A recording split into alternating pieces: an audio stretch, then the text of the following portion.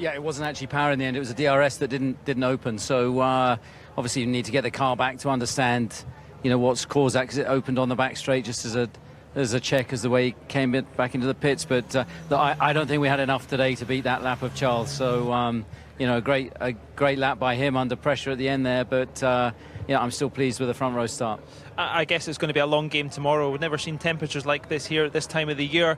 Do you believe you've put more emphasis on that for tomorrow rather than getting the one-lap performance? We'll see tomorrow. I mean, Charles has carried a new set of the soft tyres into the race tomorrow, so that's strategically quite interesting. But in these temperatures, it's all going to be about tyre deg and tyre management, so it's going to be a fascinating race. But your long runs were quite good, weren't they? Do you think you've maintained that, or do you think the Ferrari have maybe shown signs of solving their own tyre deg problems? I think you saw this morning they had a long run with both of their cars, because they're obviously concerned overnight, so they've obviously made setup changes, and it didn't look too bad their run this morning. So I think we're very, very evenly matched, and I think it's going to be a very, very close race tomorrow. Yeah, we shall see.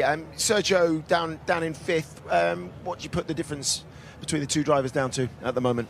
I think it was just sector one, really. I think Checo didn't quite nail sector one, sector two, sector three. He was pretty much there. If you look at his theoreticals, he was fourth quickest. So it's just such fine margins. But he'll race okay from there.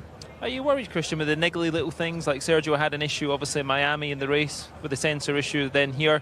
These things, is it just because you're engineering right on the very edge? Do you carry that? Look, these things are tending to happen. We saw Ferrari change the chassis last night because of a fuel system issue and so on. Unfortunately, they've hit us at inconvenient times. The last time you want it is on the last run in Q3. But, as a team, we work hard. We're trying to understand what the issue is. It may be as simple as a piece of rubber's got stuck in the mechanism. But, unfortunate not to have the right of reply there, because I don't think we'd have beaten Charles today, but I think we'd have been closer than the time suggests.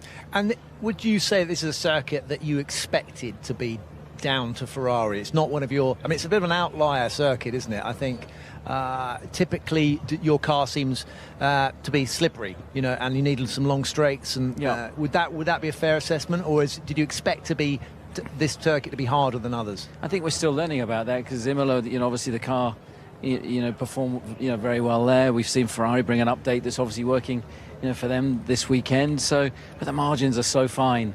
That first lap of Max's looked really very, very strong, and thankfully was strong enough to put him on the front row. But I think it's going to come down to fine margins, just like it was in Miami and the races before that. Christian, thanks very much.